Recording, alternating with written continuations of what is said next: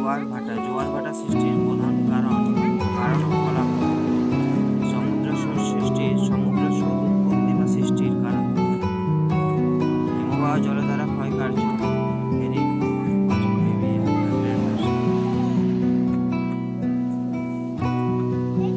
Next হচ্ছে উষ্ণতার তারতম্যের প্রধান কারণ উষ্ণতার তারতম্য বা বায়ুর চাপের তারতম্য। নেক্সট প্রশ্ন হচ্ছে ভারতের চা কার্পাস গম